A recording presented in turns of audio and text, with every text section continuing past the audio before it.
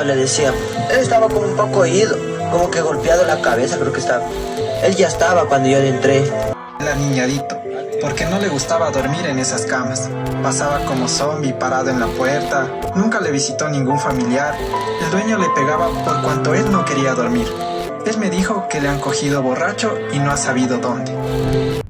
El 16 de mayo del 2013 fue la última vez que David Romo Córdoba se subió a uno de estos buses, de la línea 4, Transesmiféricos, Mitad del Mundo. Las primeras investigaciones arrojan que aquella noche David Romo se sentó en las escaleras del bus. Según las mismas investigaciones, David se encontraba en estado etílico. No se podía sostener en pie hasta el punto de vomitar en el bus. Pero, ¿son ciertas estas investigaciones? ¿Por qué si David tenía que quedarse en la parada del redondel de la Mitad del Mundo, llegó hasta este punto? Hasta las canteras de Rumicucho, lugar donde llegan los buses para girar y empezar la ruta nuevamente. Hola, ¿cómo están? Espero se encuentren súper bien cada uno de ustedes. Hoy les traigo un nuevo caso, pero antes te invito a que te suscribas a este canal si su contenido te parece informativo e interesante. No olviden que de esta manera me estarían apoyando inmensamente. También te invito a que me sigas en mis redes sociales, en las cuales estoy muy activa. Sin más, empecemos. David Romo era un joven que estaba próximo a cumplir 21 años de edad. Era un joven universitario que cursaba el cuarto semestre en la Facultad de Comunicación Social en la Universidad Central del Ecuador. David Romo vivía en la Mitad del Mundo junto a su madre Sandra Córdoba, con la cual mantenía una relación muy estrecha. Su madre siempre sabía lo que su hijo hacía, dónde estaba y las personas que frecuentaban. David Romo tenía una rutina diaria que era salir desde su casa a la universidad y de la universidad a su casa. Era prácticamente su rutina diaria. El día 16 de mayo del 2013, David Romo sale de su casa a la universidad. Sin embargo, en el trayecto, David Romo desaparece sin dejar rastro de su paradero. Han pasado ya 8 años, y en los cuales su madre Sandra Córdoba no se ha rendido. Ella sigue buscando respuestas para dar con el paradero de su hijo. Hay muchas hipótesis con respecto a la desaparición de David Córdoba. Sale de la universidad, se presume que se reúne con unos amigos para tomarse unos tragos. Esto no es algo inusual, pues aquel día era jueves 16 de mayo del 2013. Por lo general, muchos jóvenes, luego de clases, se reúnen para charlar un rato, para conversar de cómo estuvieron las clases. Podemos deducir que en este caso no fue la excepción. David Romo se reúne con unos amigos, se toma unos tragos y luego se dirige a su casa. La ruta que tomaba David Romo desde la Universidad Central hasta la Mitad del Mundo, donde él vivía con su madre Sandra Córdoba, era la siguiente. Tomaba un bus al salir de la universidad. Este bus lo llevaba hasta la parada del metro, llamado Lofelia. En este lugar abordó un bus de la línea 4, Transesmiféricos, Mitad del Mundo. Este bus pasaba por el barrio San Antonio y llegaba hasta Rumicucho. A las 10:22, su madre Sandra se comunica con él. En ese momento su madre nota que su hijo hablaba de una manera muy extraña, bajito, como si se escondiera de algo o de alguien. La señora Sandra le pregunta que qué le ocurría y si se encontraba bien, a lo cual su hijo David responde que sí, que no se preocupara, pero que no podía hablar muy fuerte, porque en el bus iban otras personas que vestían como policías, y que si él alzaba la voz, lo bajaban del bus. Su madre le vuelve a marcar 15 minutos después, con la intención de saber dónde se encontraba, para salir a esperarlo en la parada del redondel de la Mitad del Mundo, lugar donde David todos los días se quedaba. Su madre salía a esperarlo para juntos ir hasta su casa. Era la rutina diaria que ambos mantenían. Sin embargo, su madre se comunica con él 15 minutos después y ya David Romo no le vuelve a contestar. ¿Qué había pasado con David Romo? El día 17 de mayo del 2013, el día viernes, su madre Sandra Córdoba decide poner las respectivas denuncias sobre la desaparición de su hijo, pues su hijo era una persona responsable y ella no creía que su hijo se había quedado quizás con algunos amigos, ya que al momento que ella se comunicó por última vez, él le dijo que ya estaba llegando. Al momento que van a poner las respectivas denuncias, la atiende un oficial, la cual le dice que la denuncia, para que tenga validez, tiene que transcurrir 48 horas, pero que sin embargo le iban a tomar los datos, pero eso quedaba ahí, hasta el día lunes que nuevamente retornaban a laborar. Esto quiere decir que mientras transcurrían los días, que era sábado, domingo, hasta llegar el día lunes, ellos no podían hacer nada, ya que aquellos días no eran laborables y tendrían que esperar 48 horas para dar como desaparecido a David Romo. Aquel oficial le dice a su madre que no se preocupe, pues David Romo seguramente estaría en ese momento con unos amigos pasándola chévere y no desaparecido como ella aseguraba. Ya para el día lunes, la DINASEN se pone en contacto con la señora Sandra Córdoba para decirle que si quería que un tal Pepe se pusiera al frente del caso de su hijo. La señora Sandra, pues muy consternada, ya habían pasado 3 días y no habían noticias de su hijo, ella acepta enseguida, pues en ese momento creía que mientras más ayuda, mejor. Esto la llevaría a encontrar más rápido a su hijo. Lo primero que se hizo fue dar con un bus donde por última vez fue visto David Romo. Pasaron algunas semanas y los investigadores muestran las primeras evidencias que arrojaban las investigaciones, donde se muestra que el celular de David, un BlackBerry, fue encontrado en el poder del oficial del bus. En ese momento los investigadores hacen la detención del conductor, el controlador y el oficial del bus. Al momento que empiezan a interrogar a estos 3 personajes, a pesar de haber estado el mismo día, en el mismo lugar, que desaparece David Romo, sus declaraciones eran confusas y erráticas. Uno, por una parte, decía que él se había encontrado el celular de David Romo mientras hacía la limpieza del bus, mientras que otro decía que David Romo estaba en estado etílico y que incluso vomitó en el bus y que él le ayudó a bajarse del bus.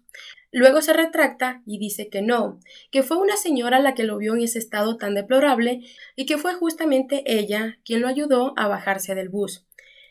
Entonces, en este momento, los investigadores se dan cuenta que las versiones no concuerdan con los hechos. Luego se conoce otras declaraciones de una señora que vendía mollejas entre las calles Reino de Quito y Catequillas. Esta señora asegura que pudo ver a David Romo caminando entre las 11:30 de la noche por las calles.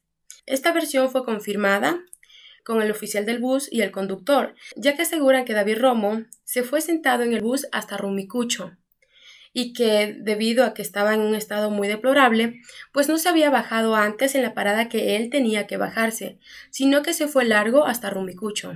Los investigadores arrojan nuevas versiones donde aseguran que David Romo era vendedor de estupefacientes, que también consumía y que estaba en un camino delincuencial, y que debido a esto lo habían capturado y metido en una camioneta para posteriormente ser llevado hasta una clínica de rehabilitación llamada Unión y Esperanza. Esta clínica básicamente tenía la fachada de tratar adicciones como la drogadicción y el alcoholismo, pero la realidad dentro de la clínica era totalmente diferente, empezando porque era una clínica clandestina y el trato ahí hacia los pacientes era totalmente inhumano. Por otra parte, la señora Sandra, al saber que su hijo había estado en el centro de rehabilitación Unión y Esperanza, acudió a él con la esperanza de encontrar a su hijo.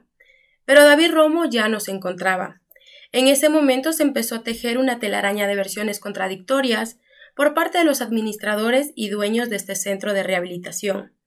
Pese a esto, algo que sí concordaba era el hecho de que David sí estuvo en aquel lugar, ya que muchos reos, por así decirlo, afirmaron haber conocido a David, el cual al momento de su llegada le habían asignado el apodo de el aniñadito, ya que él no se acomodaba en la cama que le habían asignado, y que incluso en las noches la pasaba en vela y que parecía zombie, pues no podía conciliar el sueño, que muy a menudo lloraba y decía que lo habían capturado mientras él caminaba por las calles. El mismo testigo dice que él pudo reconocerlo, ya que fuera del centro de rehabilitación habían muchos afiches pegados con la cara de David Romo. Pero, ¿dónde estaba David? ¿Por qué había desaparecido? ¿Qué le había pasado en la clínica? ¿Por qué no se encontraba ahí? fueron las preguntas que constantemente le hacía Sandra Córdoba a los investigadores y a la fiscalía, que al momento trabajaban conjuntamente para llegar hasta el paradero de David. Sin embargo, la fiscalía ya tenía la hipótesis de los sucesos ocurridos aquella noche, pero hasta el momento era una hipótesis sostenida por las pocas versiones que amigos de David habían rendido. La fiscalía llama a la señora Sandra y frente a ella sacrifican a un cerdo, en compañía de un antropólogo forense. Luego de que lo sacrifican, lo cortan en pedazos y lo queman. La fiscalía le dice a la señora Sandra que eso fue lo que le pasó a su hijo, luego de haber estado en la clínica de rehabilitación, en el lugar en el cual lo asesinaron, luego lo desmembraron y posteriormente lo quemaron, y que por este motivo ella no iba a encontrar rastros de su hijo David Romo. La fiscalía también decide que este caso será reservado. Sin embargo, el solo hecho de saber que no se le otorgaba información a las víctimas, en este caso era la señora Sandra, hizo que en ella creciera una desconfianza hacia los investigadores. Luego fue amenazada con ser privada de libertad por querer difundir información reservada. La señora Sandra, arriesgándose, decide ir al consejo, donde puso una queja, ya que no se le quería mostrar los avances de las investigaciones. En este momento le muestran partes del expediente. Aquí la señora Sandra se da cuenta que los investigadores habían hecho un allanamiento a los primeros 6 meses de desaparición de David Romo, en la clínica Unión y Esperanza, donde se decía habían encontrado a David Romo. La señora Sandra, al ver esta reserva, se dirige hacia un medio de comunicación donde hace público. Ante la presión y el reclamo de la señora Sandra, el ex fiscal de la Nación salió a pedir disculpas y a retractarse. En el año 2015, la Fiscalía, por medio de su cuenta de Twitter, manifiesta que se volvería a buscar a David Romo basándose en las mismas hipótesis y en el lugar donde por última vez dicen que estuvo David Romo. En este caso, sería la clínica Unión y Esperanza. No obstante, la Fiscalía tenía muchas pruebas en sus manos para hacer la detención de todos los involucrados. Sin embargo, no hacía nada. El caso no avanzaba a pesar de que ya habían transcurrido 2 años. Es aquí donde muchos, en especial la señora Sandra, empieza a darse cuenta que el trabajo de los investigadores y la Fiscalía no avanzaba, y que esto se debía a que la policía junto con la Fiscalía ya sabían lo que le había pasado a David Romo y quería persuadirlo ante el ojo público, o quizás estaban ocultando un crimen mayor, como por ejemplo trata de blancas. Sin embargo, estas son hipótesis que hasta el momento no han tenido fuerza por falta de más elementos. Sin embargo, la teoría de la señora Sandra toma nuevamente fuerza debido a que ella recuerda que el día lunes, a los 3 días desaparecido de su hijo David Romo, se comunican con ella para decirle que un tal Pepe se iba a poner al frente del caso de su hijo David Romo. La señora Sandra acepta, pero luego se entera que este tal Pepe era el ministro del Interior y que también era conocido por compañeros de su hijo David Romo. Ella también recuerda que este señor nunca se puso al frente como tal del caso. En su lugar envió un policía, el cual solo le decía y lo mantenía informado de todo lo que hacía la señora Sandra y los investigadores mientras iban escudriñando para llegar hasta el paradero de David Romo. En ese momento la señora Sandra se da cuenta que el ministro del Interior había dado la orden desde el día sábado que el equipo policial de la UNACE se pusiera al frente del caso de David Romo. Ya para el 10 de octubre del 2017, el caso pasó a la Comisión de la Verdad y Derechos Humanos, y después de tanta lucha, fueron procesados Carlos Alberto y Blanca, quienes eran los propietarios de la clínica Unión y Esperanza. También hicieron las respectivas capturas hacia Jonathan y Roberto, quienes eran exinternos de la clínica. También capturaron a José, amigo de los dueños. Y por último se hace la captura del terapeuta llamado Mauro, el cual al momento de la captura se encontraba fuera del país, se encontraba en Colombia, por lo cual tuvieron que pedir la extradición de Mauro hacia el país para que cumpliera su sentencia. La policía capturó a 4 personas involucradas en el caso, lo cual, al momento de estar detenidos, uno de los prisioneros dice haber visto un celular con las fotos de un cadáver, en el cual vieron un tatuaje con unas letras chinas. Ellos aseguran haberles preguntado a estas personas qué habían hecho con el cuerpo, a lo cual ellos responden que lo habían cortado y lo habían metido en un pozo para mezclarlo con heces de animales para eliminar cualquier rastro.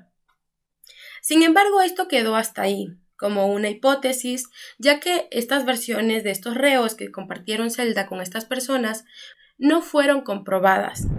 Ya para el año 2018 se entregan todas las investigaciones que durante todos esos años se había llevado a cabo.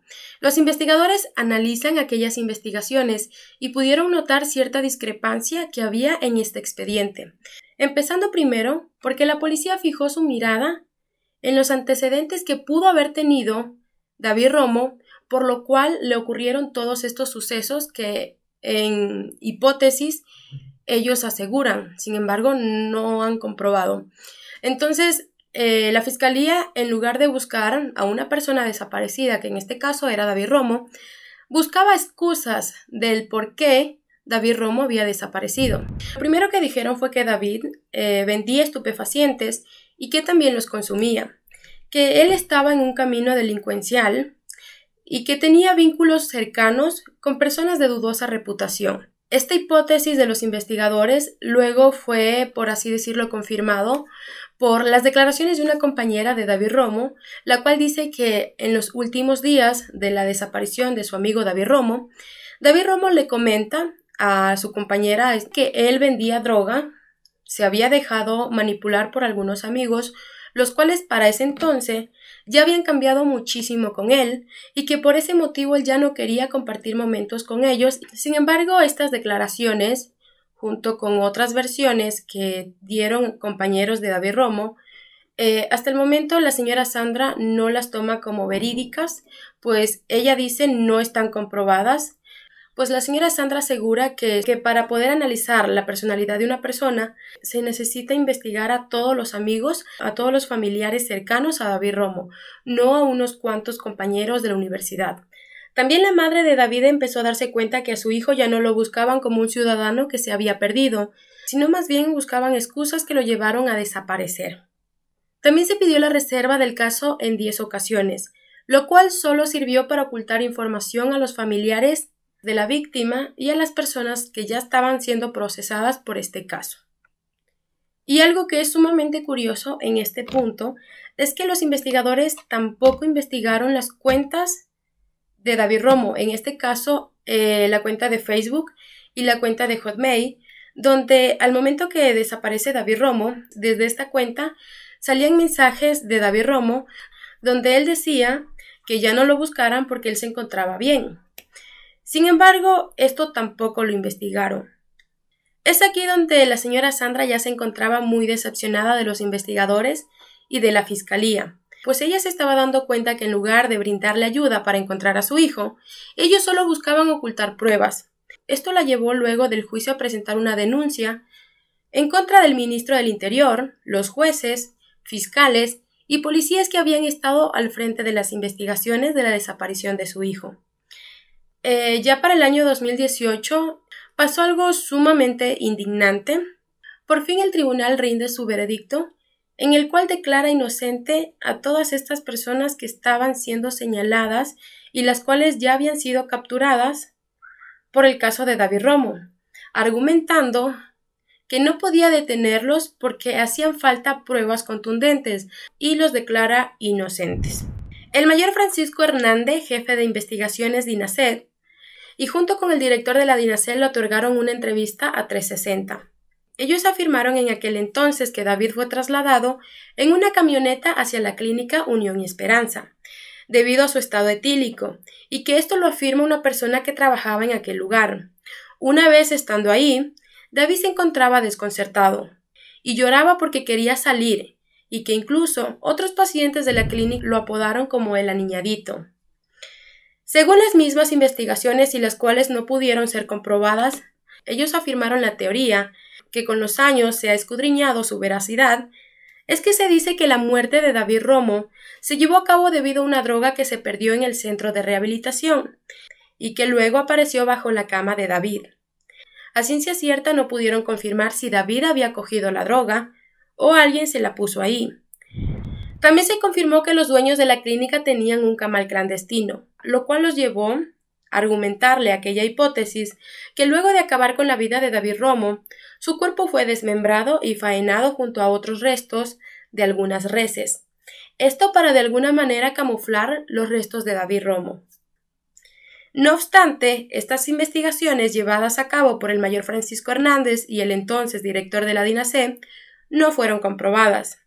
Lo curioso de todo esto es que luego de que los implicados fueran declarados inocentes, Carlos, el dueño de la clínica, dijo haber creado esta clínica con la intención de ayudar a otros jóvenes, ya que en el pasado él había sido dependiente de estas sustancias.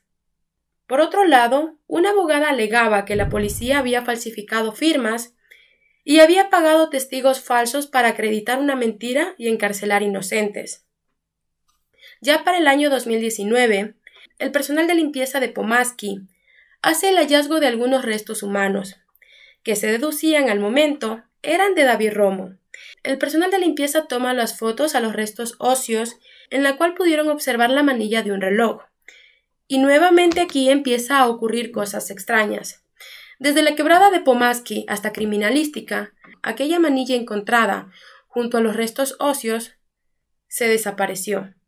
Esto era una pieza muy importante, ya que está confirmado que aquel día de la desaparición de David Romo, él llevaba un reloj.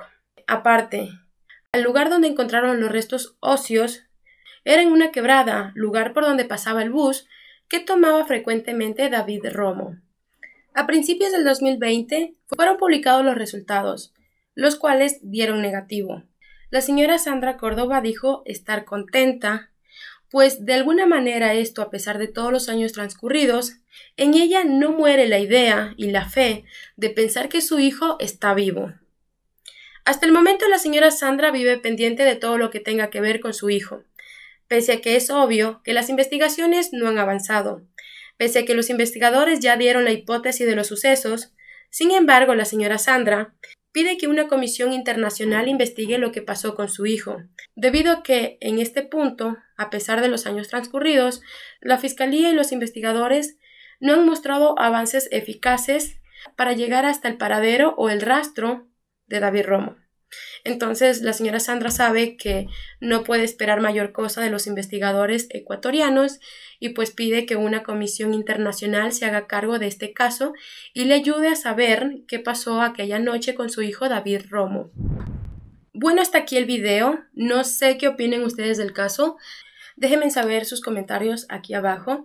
Estaré respondiendo cualquier inquietud y bueno, pues yo creo que este caso es muy extenso, debe haber muchísima información, entonces de pronto se me pasó algo por alto, pido me disculpen y pido lo pongan aquí abajo para yo también enterarme. Sin más que agregar, me despido.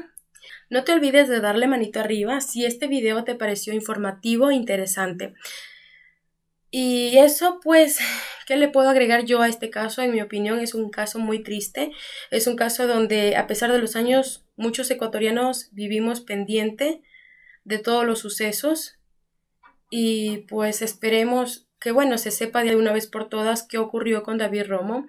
Pues yo creo que de esta manera la señora Sandra va a poder descansar, porque durante todos estos años ella se ha mantenido en una lucha constante por saber qué ocurrió con su hijo aquella noche. Entonces, eso es lo que yo puedo argumentar sobre el caso. Creo que personas que opinan lo contrario sobre los investigadores y la fiscalía, pues eso es opinión propia de cada quien, lo dejo a su criterio. Déjenme sus comentarios aquí, vuelvo y repito, para yo también saber sus opiniones. Sin más, me despido. Bye bye.